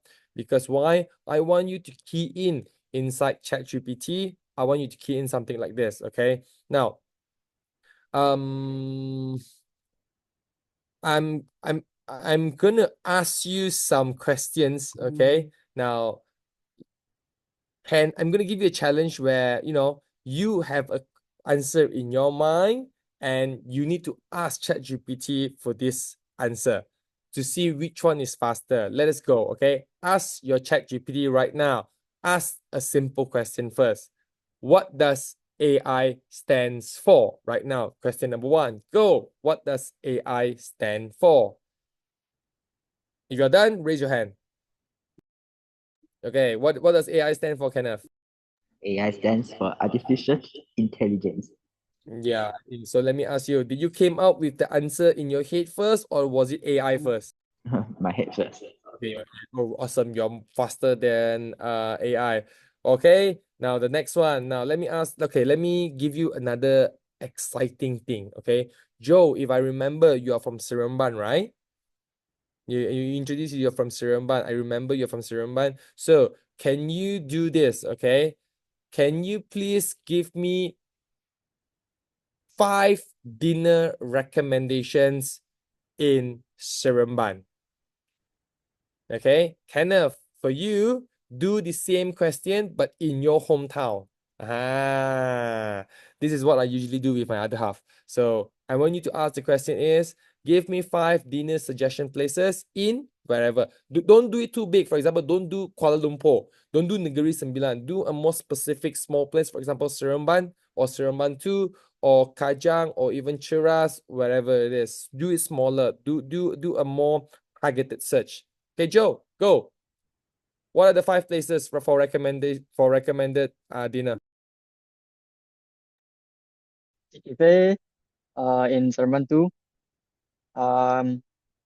Restaurant G4, Anggadon, the Big Mouth Cafe, something like that.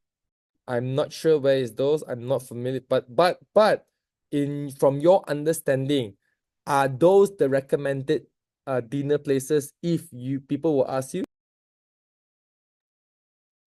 Yes, some might not be accurate. Okay, so there are 5. How many of it is accurate? How many percent is accurate? 4 of them are accurate. Wow, okay, so 4 of them are accurate out of 5, so it's 80%. So that's why I say, AI, it's a frame. AI is not 100% inclusive. So that's why we must always, filter. That's why we almost double check, triple check to ensure. So Kenneth, your hometown, what is good there? How accurate is it? How many percent? For me, it says the first one would be Rumah Mamat Chibuk. Is that something that is a good place, or you totally don't know where is it? I totally don't know where is it. So 5 recommendation, how many % of it is accurate in your hometown? Around 3 of them. 3 of them. So for Kenneth, it's 60% accurate. So that's what you see. That's why I say that, you know, it requires that constant building. Okay. So the question that we ask is very important. Now, ladies and gentlemen, let me do another prompt. Okay. So please try to do this. This is something that I'm gonna give you a very, very, very stressful, I would say a very stressful question because why? ChatGPT can help you with personal development. Okay, this is a real homework for you, right? And Joe and Kenneth. So the first one that I really want you to actually see is, wait one moment. We need to know what are your limiting beliefs. So go to ChatGPT, okay? Write this down. Write this down. What are my limiting beliefs? Okay, it's quite simple. What are my limiting beliefs? Then you don't press literally don't press enter first. You press enter shift, then ask me to find out. Okay, so please enter. Literally, ChatGPT will be starting to ask you questions. Answer them. I'll give you 30 seconds to do this. Answer the prompts.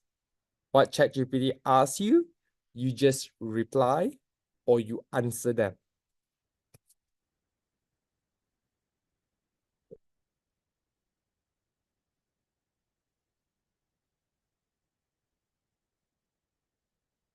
Do you have it?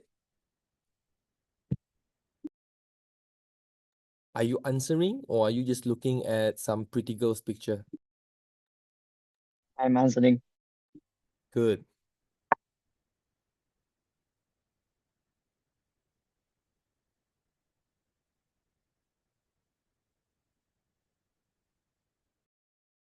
Is it accurate? Most of them. Scary? Yep. So for this one, I don't think I'm going to dwell into a lot of it, but based on this, I hope that, you know, you guys can actually really work on your personal development based on this limiting belief so that, you know, you can actually improve yourself. This is something that I did when I think 1 year ago, I think 2024 January, where I had the New Year resolution, you know, I key in this. It was a very, very good wake-up call from our usual limiting belief. So that is on the personal side, okay? Now, ladies and gentlemen, let us move on to the next side, okay? Let's move on to the next side, okay? Now, I know that you guys, you have ambitions, you know what you want to study for your degree or what's not, whatever, okay? Now, I want you to enter a prompt into ChatGPT right now, okay? I am studying this one as a diploma, means your subject title, okay? As a diploma, okay? As a diploma. And then I'm planning to take my degree. All right. Without spending, then you just comma, without spending too much time, can you please suggest me 2 side hustles? Yeah, 2 side hustles. Is that easy? Okay. We have it, bam. Go for enter. And then you will see some amazing recommendations from ChatGPT or even DeepSeek. Does it make sense? The most important thing. Well, where it's writing, you can read or whatever. Does it make sense first? Number one. Does it make sense? Yeah, it makes totally sense for us. Do you think it's workable? Yeah, for sure. Like for my one, it says freelancing and content creation, which I feel like it's a great side hustle for us. Okay, I look forward to you working as a part-time freelancer for content and also this one. What about Joe?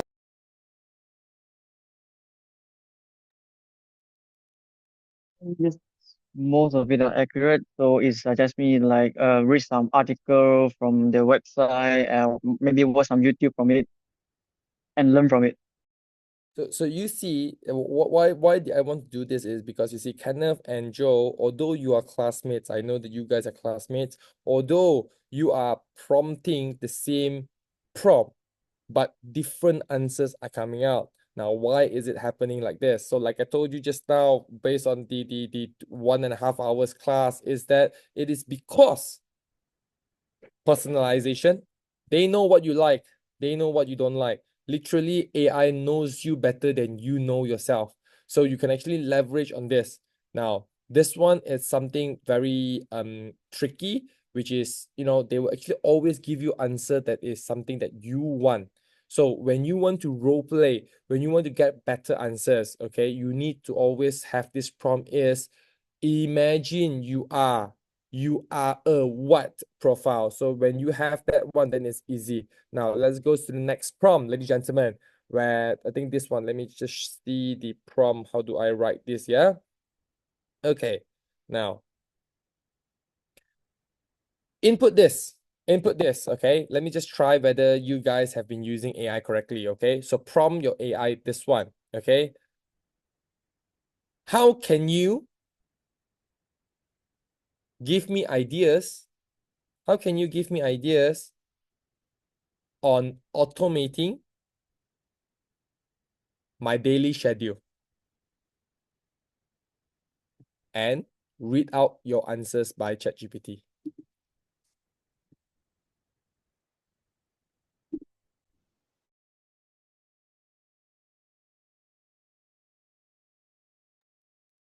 You have that? Yep. Go, Kenneth. Task and time management automation. Use Google Calendar or Notion. And time blocking with AI assistant. Okay, now this is something that I want to do right now, okay? Tell ChatGPT, you are wasting my time. Give me something that I can work on now. You need to scold ChatGPT right now. You are wasting my time. Give me something that I can work on right now. So what does it say? What does it say? Kenneth, go. It says set up Google Calendar for automatic scheduling.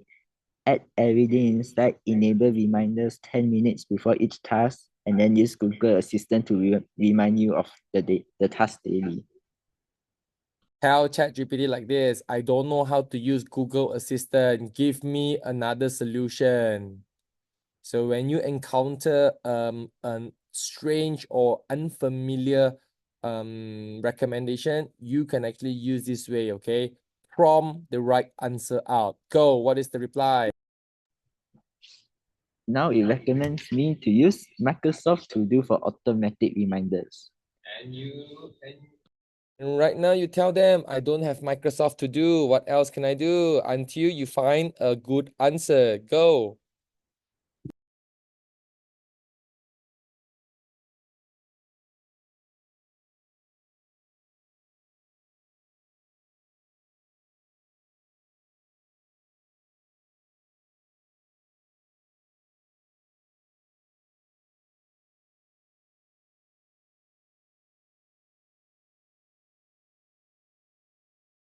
Do you have it? Yes. So now it suggests me to use my phone's built-in reminders app. So you see, when you have that communication with your ChatGPT or your assistant, it would actually give you answers that it's tailored to you, it's customizable to you. So what about Joe? What did you write in your ChatGPT and what did it tell you? It gives me a similar answer like Kenneth said, but most of it is just like it just telling me to use the Google Form and others kind of software which I had never heard of it. Okay, awesome. So, like I said just now, if it is a strange platform or is something unfamiliar to you, continue to prompt until you get a familiar answer or an answer that you're comfortable with. Okay, now this is on scheduling aside. Now let's go to a new prompt. Now, ladies and gentlemen, this is our second final prompt. Now, what time did we start at? Because I don't want to go over time. I think we started at what time did we start? Yeah, 3:40, is it? Around 3:50. 3:50. Okay, now we still have another 20 minutes so we can do this AI demonstration. Okay, now like I said, ladies and gentlemen, when I first started this class, I told you that the first job that is going to lose the way it's Feng Shui master. Okay, so ladies and gentlemen, let me teach you how to do this. Okay, now go to your chat GPT. Okay, now assuming you are, okay, let me just key in, assuming you are a Feng Shui master in INQIMEN 启门. Okay, tell me my fortune for this year.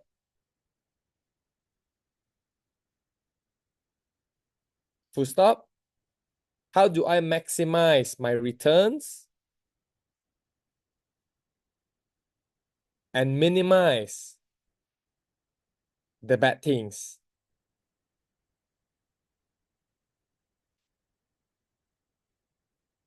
Full stop. Ask me whatever info that you need to complete this request.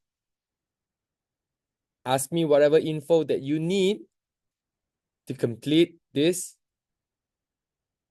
task. Go, enter. So you have a list that usually they will actually ask you for your date of birth, time of birth, and etc. And maybe horoscope or whatever. What is it asking you? Joe, go. What is it asking you right now? Or is it still writing down? Still processing, like asking about the time, the positions, and my elements, my birthdays, something, etc. etc. So for example, if you have such questions, if you know how to answer them. If not, you can actually ask them back. How do I know what's my element? How do I know what was it? What is the things that I can give you to know to really have this answer? Go. I want you to find out this one. This is amazing. Damn great, man. Go. And if you are done, just raise your hand so that we can move on to the next prompt. So go. This one you can do calculation for your whole family, okay? Usually to do this Chimen calculation feng shui thing, and one person is 2,000 ringgit. But now ChatGPT is free.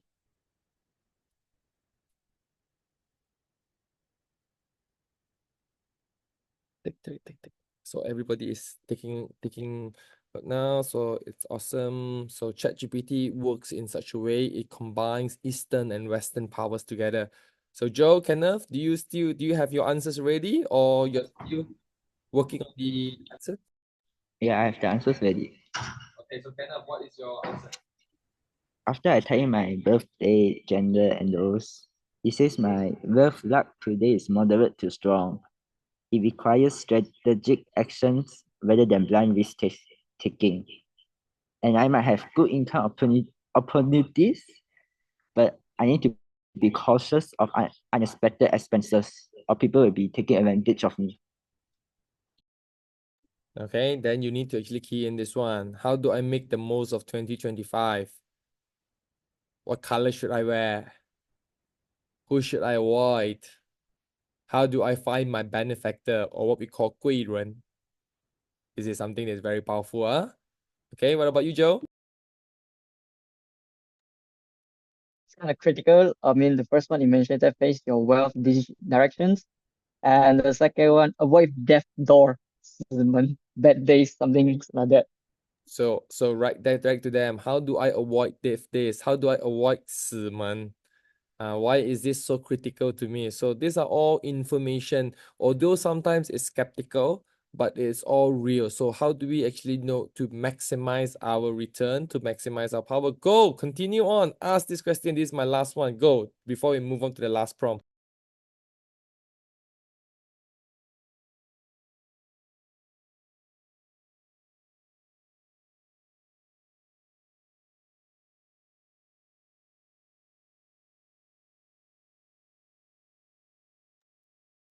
Do you have it, Kenneth?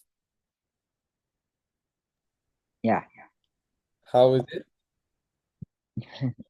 To find my benefactor, they are likely people with strong root or water element in their birth chart. And then they are more likely to be male members or all figures. Mm, Do you have anyone in mind, such a person? not sure yet. Maybe you can actually find your 贵人 or your benefactor. Very good. What about you, Joe? Check the daily achievement chart, general rules to avoid it, common safe zone, emergency fix if you accidentally enter the death toll sector. Oh, very critical of you, Joe. What have you been doing with ChatGPT at night? I'm very curious, okay? Seems that, I think it's giving you a message, but then I think we can all overcome challenges or even overcome bad luck. So just relax, just keep on asking ChatGPT. Now, this is something you can ask later on, but I'm gonna go on to my next one, my next prompt, which is I want you guys to actually go do something practical with ChatGPT, okay? Now, ChatGPT is awesome in a sense that it can do scheduling tasks, okay? It can help you to actually plan your day, plan whatever that you want to do right now. Now, so for example, we do know copywriting is actually very essential for SMEs. We do know that it's very hard to find new ideas on how to do this, okay? So I'm gonna share with you how I did this last time before we had Bowie, okay? So number one, okay, you go to ChatGPT, and you prompt this one, okay? You are helping me to do a 30 days creative content creation. Okay, then you press not press full stop. I want to focus on inspiration and money making. Full stop. Give me copywritings for 30 days on Instagram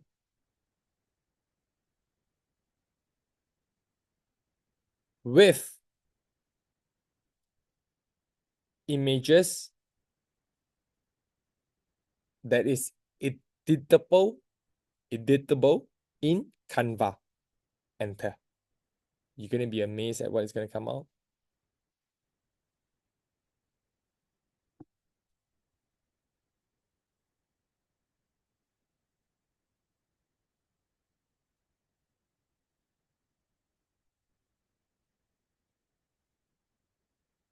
You have it? Yep, How is it? there's a lot of it. So for week one, it says mindset and motivation. Two. Does it give you does it give you a very clear copywriting on what? So for example, okay, sometimes it might not work. It might give you something very vague or even something very overall, okay? So if it does happen, you need to prompt the ChatGPT to go deeper, explain better, or give me the copywriting. Don't just give me ideas. Give me the exact copywriting to be posted. Give me the exact posting to be posted. Go.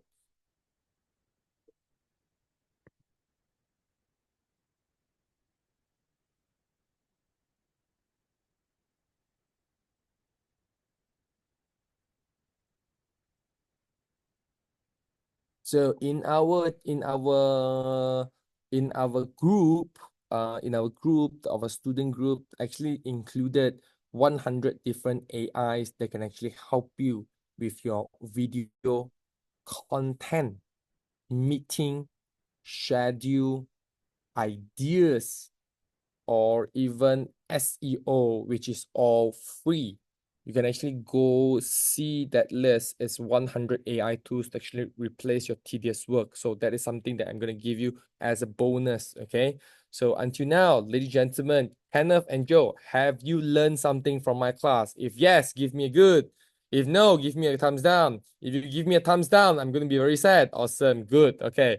So I'm going to go on to the next one. So is there any Q&A? Kenneth and Joe, don't tell me no questions, because no questions is the biggest questions. I'm going to go for Joe because I see Joe's hand is up. Joe, go.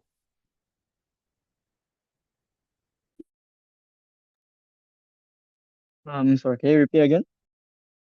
My question is, do you have any questions for me? Joe, go.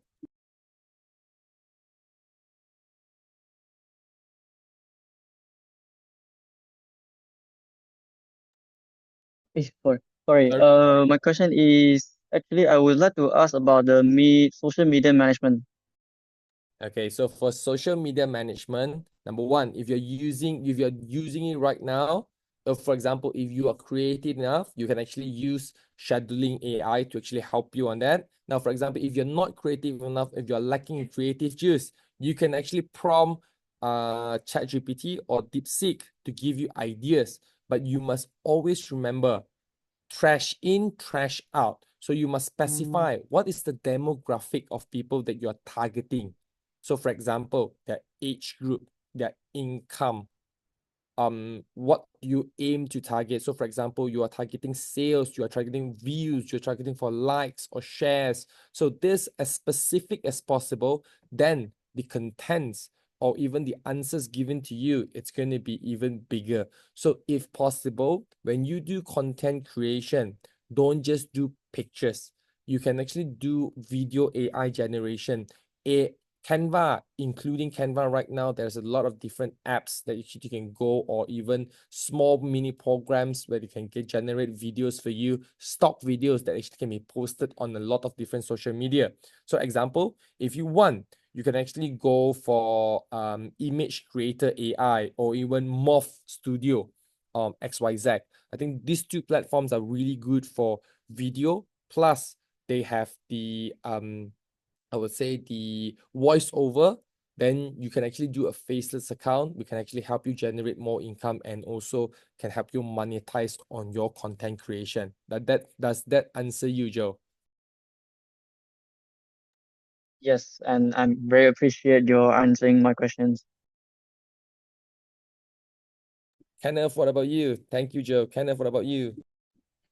So before the demonstration, you did mention that AI can make predictions, right? Yes, I did. So what if AI can predict crimes before they happen? Should we allow like lawyers, law enforcement to act on these predictions? So this is an argument right now is debated all over the world, where, for example, in China, they do have something called the Tian Yan, or the sky eye, or the God eye. Now, God eye, they track human facial, they track credit reports, they track social reports, they track your outstanding loan, your crime, your intention to crimes. Now, for me, these are all crime prevention. Now, for example, if you have nothing to lose, I don't think it's a problem, because why? It prevents.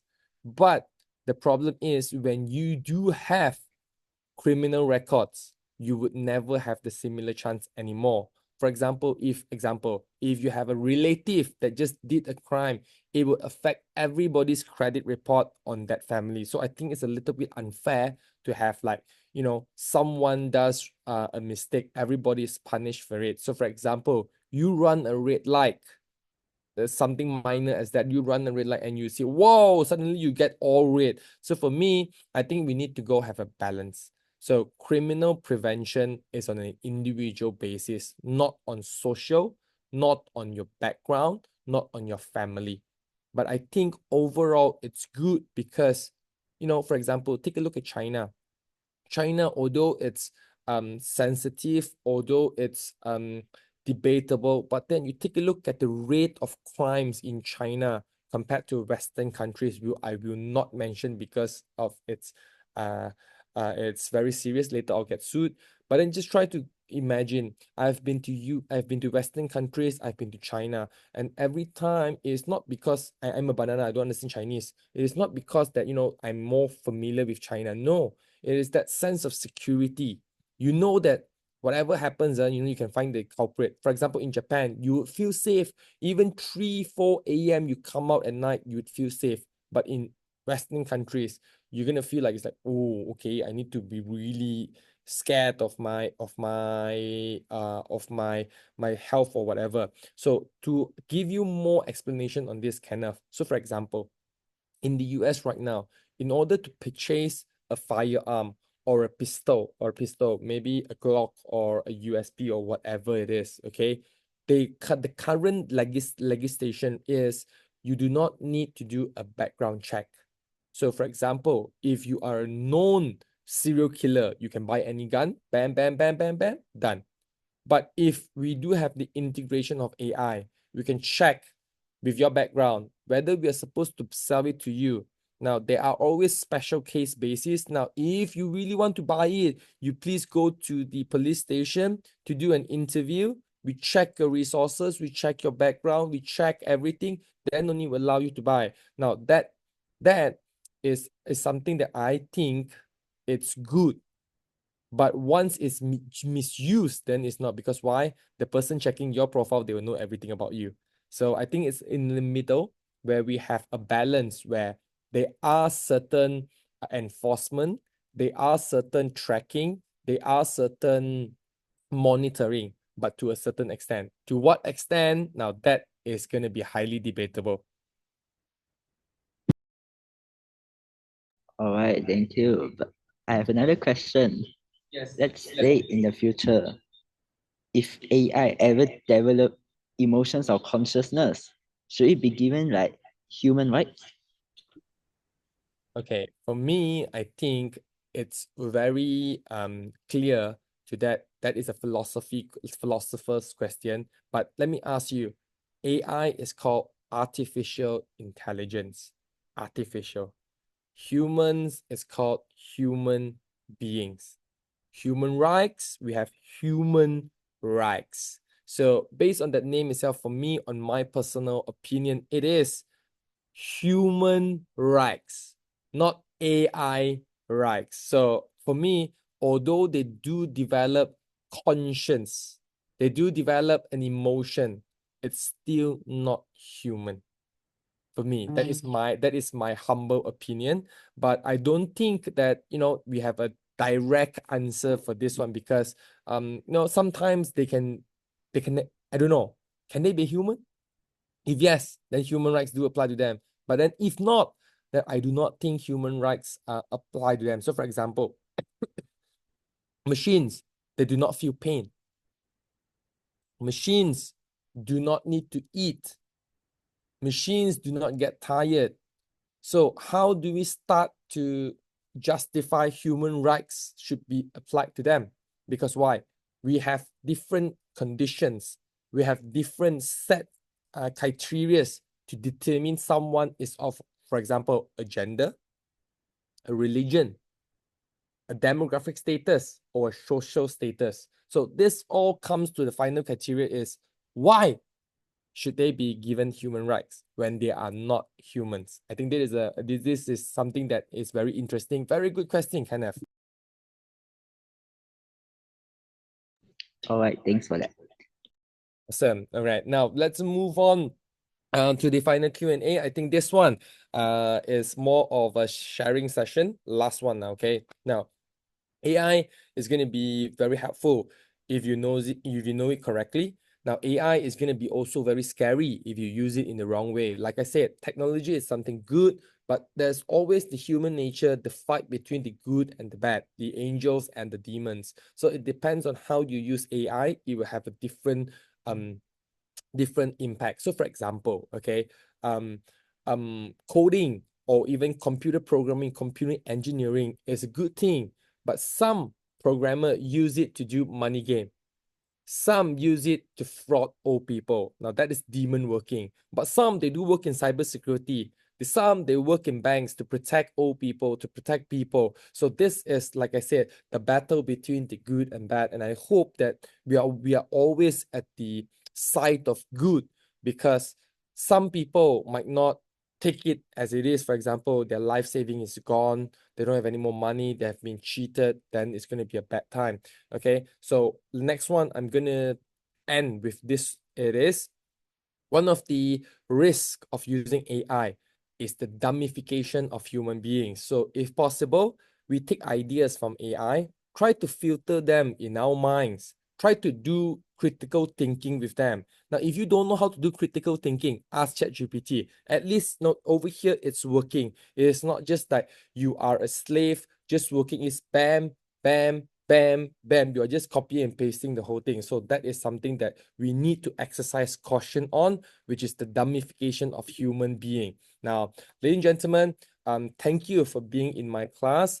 I will send the feedback form to you to help me improve. So for example, what did you like about this class? What is there to improve? Or what comments do you have in this class? So please let me know. So I have just sent that feedback to your WhatsApp. So if possible, please help me out, give me a feedback, and then give it back to me. Now, if you feel that today's class is good, remember to post on Facebook, give me a like, give me a 5-star review. Awesome, okay? Because your review will determine my hard work. Now, next one, because we are not done yet, because we still have our next class. And I really hope that I can see Joe and Kenneth, or maybe even more people to attend the next class. So the next class, the topic will be AI and Digitalization 2.0, where we will see what is the future and what can we do on AI and digitalization on a deeper aspect. Next, we will do it in Zoom, obviously, like something like today. The timing will be 3:30 until 5:30 p.m.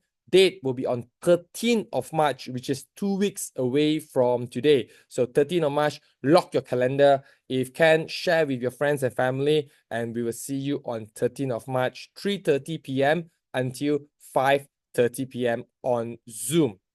Okay, now, so for example, ladies and gentlemen, I think I will end with this very, very good advice. Is this: remember, AI, we need to use AI. Please do not wait until AI replace you, because why? Like I said, we are not getting replaced, but then it is what is getting replaced. It is that human beings that do not know how to use AI, they're gonna get replaced. So without any further ado, I challenge you, ladies and gentlemen, to start incorporating AI in your decision making.